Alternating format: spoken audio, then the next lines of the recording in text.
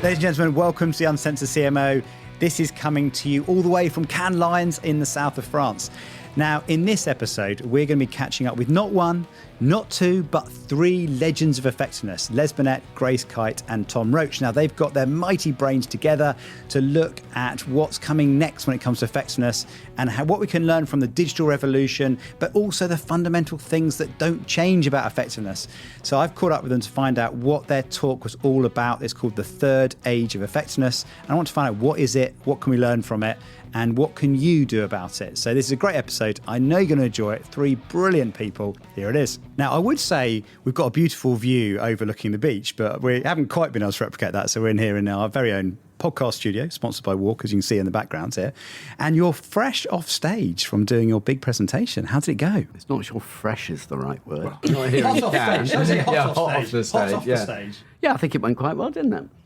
I was happy with it. Very happy. Yeah.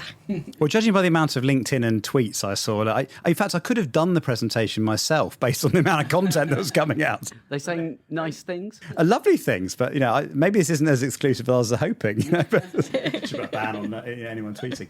Now, you call it Third Age of Effectiveness. Just briefly, what was the first and second age of effectiveness? Well, Grace, in her section, I think you talked about the hype cycle, didn't you? That's right. Many of your listeners will probably know the Gartner hype cycle, but it's all about what happens when new innovations come into societies or industries. And what always happens at the beginning is everyone gets really excited and thinks it's going to be brilliant. But then the hype doesn't always live up to the reality, and there's a bit of disappointment. That's what's happened with online ads in the history in the last sort of 20 years since they arrived. But what always happens in the third part of that hype cycle is that actually expectations start to improve again because we've learned and we know how to use it really, really well, and we reach a new kind of level where the expectations meet the reality and actually it's just working. So that's what the third age is. I see. Right. So we have the boom where everyone's overestimating its power and what it can do. Then we have the reaction to that, and then you sort of get this settled kind of media. So how did people's expectation of digital compare to the reality of digital? What are the main differences between what we thought was going to happen? Well, Peter Field and I have been for years saying there are some serious problems with, not just with digital, but the whole problem with short-termism, and digital's part of that. People getting very excited by the technology and very excited by getting an immediate short-term response, but then forgetting about the sort of eternal principles of brand building and balanced marketing. So I think that's led to a decline in effectiveness over the years. But finally, we begin to see that turning round. So. It does feel like, maybe this is literally playing to what you were talking about, but it does feel like there's a revival in the understanding of the eternal principles and a recognition of how to use the new tools. So could we be, could the two be coming together? I mean, is that in the media data, for example? Are we seeing people kind of spending according to what works? Yeah, it's all about balance. And lovely Peter Field did us a really exciting new chart from the IPA data bank, one of the killer charts that everyone was snipping away at with their phones when we were speaking, which is that actually somewhere in the mid-2010s, the trend towards short-termism reversed. And that's so exciting, isn't it? In the IPA data bank, we can see that the proportion of people whose planning horizon was 6 months or less was declining and declining and declining for like 15 years. And now it's on the up again. That's brilliant, isn't it? It's a testament to the work that Les and Peter have done over the years. This is amazing, because I think this time last year, I was with Peter. He did the triple jeopardy, I think, prophet of doom. It's all gone to shit, right? This is amazing news, right? So we're starting to take a longer-term lens. I think so. I mean, I suspect that the crisis of effectiveness may have been slightly overstated, which is part of the whole hype cycle thing anyway. But I just think this combination of people getting used to the tools we've got now, doing them in balance properly, getting better creatively. I think everything working in combination just seems to be lifting all the boats. And I would caveat that by saying it's patchy. I'm particularly heartened by the fact that some of the big tech companies seem to be getting it. It's like when you get companies like Meta and Google talking about long-term brand building and the importance of long-term brand building, that's very heartening. But ironically, some of the CMOs who I talk to who work for more traditional offline brands, they seem to be still trying to catch up with what those smart people were doing 10 years ago, So I think there's a way to go yet, but there's, green shoots. One of my favourite data points is looking at the growth in TV spend that comes from the digital platforms. It's like, do as I say, do as I do, not as I say kind of thing. Yeah. Describe, because you had an amazing chart in your presentation looking at the long and short term effects from different media channels. That's very eye-opening, isn't it? Yeah, well, that was a piece of research done by Meta. Yeah. And I mean, I find it extraordinary that the according to Meta, the biggest driver of sales effectiveness is TV. Now that's effectiveness, not efficiency. Top one for efficiency is online video, but it kind of follows the principles that we've been working by in the agency for ages. If you've got big mainstream brand, you have TV and online video sort of balancing each other out, reaching all the corners of the market, and then you have other channels that follow. And you had a chart which said a very similar thing for brand building. Yeah, exactly from the. And this is what I love actually, is when data sources come up with the same answers. Yeah. So if you can see the same answers coming out of this bit over here and this bit over here, then it must be true, right? So it must be true that these channels, can do brand building. And you had a quote, didn't you, about video is to brand building like water is to life on Earth, he said. Yeah, it's a bit pretentious. But I think, how long did that take to come up with? I know, it was good. So we each had a very similar chart from different source. So mine was from Analytics Partners, yours from ARC, yours was from Meta. And yeah, the one that I showed had all the video channels, including TV, being the really effective and efficient ones, doing both long and short. And so that's the key from, I think, all the connection point between all of our presentations was really long and short is happening, and it's happening in digital, and we're getting better. And it's not as if we really coordinated that very well beforehand. I hadn't seen the final version of your deck, and it was only really yesterday I suddenly thought your chart on the effectiveness of different channels is exactly mirroring the Meta stuff, but with different sources. So as you say, when you see that different sources all saying the same things, you think, okay, this is true. And just for people listening and watching who can't see the chart, just talk through the long and the short split across those channels, because it's very eye-opening, isn't it? Because we have a simplistic view. Obviously, TV is brand building and online is activation, but it's not nearly as simple as that, is it? And you'd be surprised at how much activation TV does and how much brand building online does. So, I mean, overall, Meta said, and you can understand why I like this result, which is they said about 40% of the effects of advertising come in the short term and 60% in the long term. My word. Funny that, isn't it? It's a magic number. But I have to say, I can't remember what all the ratios were for the different channels, but we all know that TV does long-term brand building, and that's obvious, but it's maybe not so obvious that online video does it too, or that but social is not all short term. It makes perfect sense, doesn't it, right? Because the reason why video is so good is because it engages all the senses, sight, sound, motion. And if it's on your phone, you're actually holding it in your hand, so it's touch as well. We just have to get rid of this notion that TV is offline and brand and digital is online and short-term activation. Yeah. It's just not true. And the one of the best new bits of data I showed actually was just from a Marketing Week survey, where I think, what was the question? It was something like, can digital do brand building? 87% of marketers said yes. Can offline do brand building? 80% said yes. So actually marketers think digital is better for brand building. Now, I'm sure there's all sorts of other reasons why that might be the case, but it is not this off-on thing. It's much more blended. It's not even one channel, because the way you use a given channel will affect the balance of short and long-term effects. Now, you mentioned what marketers think there, but we've had quite a few examples of marketers that have kind of said we've overinvested actually in digital. The attribution question, of course, has driven, a number of brands we've read recently have actually come to rebalance that. Is that what you're seeing? There's sort of a Well, that was the point the main point I wanted to land with my bit was about measurement, because I think one of the reasons we've got into such a short-term mindset, or we were in such a short-term mindset, was we were only measuring short-term responses, and we were focusing on short-term responses.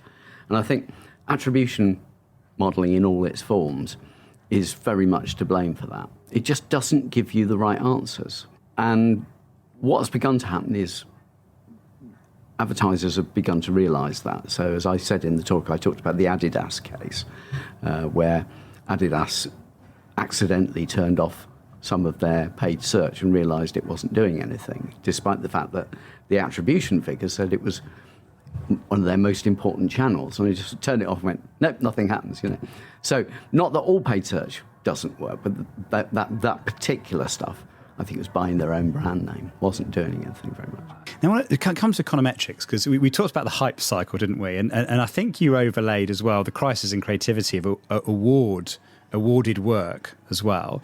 How does that compare to what you see on your database of kind of real world examples as well?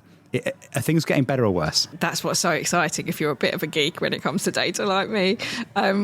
Imagine the two things line up, right? And it's not exactly, but there's a point in time in the middle of 2010s where both data sources show a turnaround in effectiveness. And that's astounding, right? To see it in two places, two really reputable, solid data sources seeing that turnaround. It's how we know it's really true, but also outside of the awarded or the entrance to the awards, actually, and I should say that this is amongst advertisers that are using econometrics and measuring what they're doing really well and optimizing really well, there's actually a faster turnaround and a faster increase in that set than there is in the IPA data bank.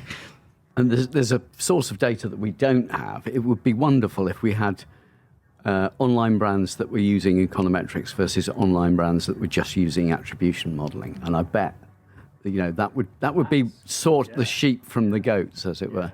I can't do that. We can System 1 data. We've tested everything in the UK for 5 years. Average star score has gone from 2.2 to 2.6. It goes up by 0.1 a year on average, sort of thing, which is quite good. Interestingly, Christmas is driving a lot of it. It's like every year Christmas gets better and better, so it's kind of rising tide. But even outside of Christmas, we're seeing gradual improvements. What do you put that down to? Because more people are using System 1 to help improve their Of course. Is that my econometrics equivalent of your answer? I thought it was people just copying the John Lewis ads, or the Adam and Eve style. There is a fair case for that, actually. Well, you take the Aldi Kevin the Carrot campaign. It's clear in there, isn't it? We wanted to do a John Lewis. That's genuinely got a big part to play, I think. What it did brilliantly is demonstrate the power of emotional brand building advertising and what you can achieve. So yeah, I just wonder if people are just getting better. There's more knowledge. There's more. All the stuff that you guys publish is becoming more well known. I think it's at least could be part of it. Is this just people knowing how to do it better and doing it better? I totally agree with you, actually. Yeah. The evidence is there. Different source of evidence is there. Yeah, as well. People are getting trained more as well in terms of taking courses and getting trained up in it. Yeah, I suppose another thing on that note is that digital marketing is more professional now, probably. In the early days, it was probably people more interested in the tech. So people came in through the tech route as opposed to through a marketing route. That's, very much so. It feels like there's a bit like we were talking about earlier, there's a rebalancing in skill set, isn't it? The sort of digital first natives, are starting to go, oh yeah, this single brand, it can help, and vice versa, it's definitely helping out. Grace, there's a really interesting thing in your presentation about the distinction between ROI between online brands and offline brands. Can you explain that? Because that there's a real penny drop moment for me, right? Of course, that makes sense. Can you explain what that was? Yeah, so we were able to use the data in ARC to look at how effectiveness was changing in different categories. And we grouped together the categories where your decision making mainly happens offline. So this is things where you shop in a real life store like FMCG or packaged goods more generally, and clothes and food, those kind of products. And then on the other hand, we looked at categories where you do quite a lot of the thinking online. So you're researching or you apply, and it's things like financial services and others, like that, maybe durables. You're shopping for you spend some time thinking about the right washing machine. And what's happened in those two is it's been a very different trajectory. Actually, effectiveness is improving in the time online categories, but not in the time offline categories. And that makes sense, right? Because it's in the time online categories where all the learning about how to use online media really, really well has been happening, where people are making the most of these new tools. They're spending more on online and they're using them really well. And in the offline categories, not so much. it's a bit of a worry. Those online brands get the benefit of all the great new things that digital can really offer, both long and short. Yeah. And are they more invested in it as well? Is it a bigger percentage of their media spend, so they take it more seriously? Whereas if an offline brand, it might be 10%. It might be a smaller percentage, so you're not paying as much attention to it. Yeah, absolutely. So, I mean, in the businesses in ARC, in the time online categories, 2019, 50% of the budget. In the time offline categories, FMCG in those, more like a quarter. So, a really big difference in how much they've gone into using the new tools. And balance of long and short-term spend as well. Interesting kind of correlate. You're talking about data sets matching up. So you didn't quite get to 60-40, I noticed. And you kind of could have rounded it down, Grace. Come on. So you do know that the Binet and Field latest version of that number is actually 62-38. So ours is rounded down, you see. So in fact, it's even closer than it's just a rule of thumb, Les. Yeah, I know. Yeah. Well, and also there's some variation over time. So actually, if you were to look at the second half of our sample, it would probably be closer to yours anyway. And Tom, how does actual media spend reflect that as well? Because there's been some dramatic changes in where spend's going. You take the 60-40, where people should be spending their money. What do you think? Where are people actually spending their money? Are they listening to that advice and following that advice? I think they in increasingly reality? are. I mean, Les, you'll probably know better what the actual splits are. I don't actually. I know this one. Yeah, you'll know that one. Yeah. Actually, I've never made this chart yet, though. Oh, is this a Grace exclusive? What's it look like then? I mean, actually, it's really surprising because it is quite close to 60-40 in ARC. And bear in mind, these are people that do econometrics. Yeah. But also, what's really interesting is that if it's a product that sells online, people are doing the short more. And if it's a product that sells offline, actually people are over-investing into the long. So it's more like 70-30. And those guys might not be catching the bottom of the funnel properly. Their bottom of the funnel might not be watertight. So... And this is just kind of big brands, isn't it? I mean, the reality of a lot of the spend that is going into Facebook and Google is millions of tiny little businesses that are probably mostly more towards the sales activation end of things. So it's who knows? This brings me on to my favourite Tom quote, right, which you did for us when we did this little bit on scaling up, which is back in the day they always said, don't just put your TV ad on social, and now you shouldn't just put your social ad on TV, sort of thing. So what role does a creative have in kind of, impacting on effectiveness? The creative is the creative content, or the creative content, yeah. I mean, it routinely comes up as absolutely essential to effectiveness. And I think, every study, I think it was Paul Dyson recently did a rerun of his brilliant chart with creative as the second most important thing after brand and category size for your effectiveness. And so, yeah, as a creatively driven advertising person, there's confirmation bias, but I always love it when that is repeated. And Google talk about it. Everybody talks about creative being the most important factor. Mm-hmm. And of course, I think some of the stuff I was talking about today was just really how we're getting better at using the new tools we have. We've had, 20 odd years to get used to some of them. We've had 70 years making tele ads. We've only had 3 years making TikTok ads. So of course, we're not going to be quite so good at it, but we'll only get better and better. So I think we have to look at things in the round in terms of the creative tools we've got and the skills that we have and the experience we have in making this stuff. And I think if I'm right, is you were quoting a study actually at System 1 with Pinterest as well, looking at the role of emotion, because I think people assume that, online's there to sell, right? It's a serious, but actually if you think about it, if it does brand as well as, activation, then you should think about, emotion and other things in your online advertising as well. And the Pinterest study was quite fascinating. I think the thing with, one of the points I was making is just about how video has become so essential. It's become, with the rise of video on smartphones, that I think has massively fueled the possibility of doing brand building in digital in a way that when Google and Meta started, it wasn't video led. And so that was very much direct response. And I think what we're now seeing is the flourishing of brand building in digital because video is possible. And so all these platforms, whether it's Pinterest or whoever, they're predominantly video now. And of course, TikTok is a huge video channel. Yeah. So that I think is a really essential part of why these kind of green shoots that we've all been talking about has become so possible. That makes so much sense. I mean, I find TikTok amazing because you've basically got like millions of creators creating their own little mini films, just like an Completely. ad, And that was the sort of second big point I was making, was around the opportunity we now have to use these creators. There are millions of them. They're learning how to create content in their channels, and they're an army now. And we as an industry can benefit from that if we use them correctly.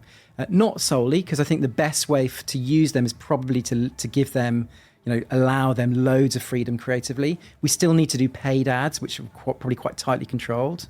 But I think in combination, there's something very interesting about doing really, really super kind of tuned paid ads, which really obey a lot of the best practices that we know about, and then allowing creators as well to do really cool stuff that they know is going to reach their audience and get loads of organic reach.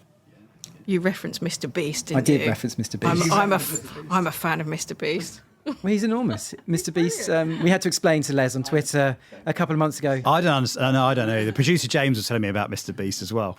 Go on, tell what's the scoop on Mr. Beast of econometrics. So does he do lots of stuff about advertising evaluation? He doesn't, no. But he's going to be is he a billionaire yet? He will be the first creator billionaire. He's epic. And the thing about him, he knows how to make amazing content. He'll kind of give you the story immediately up front.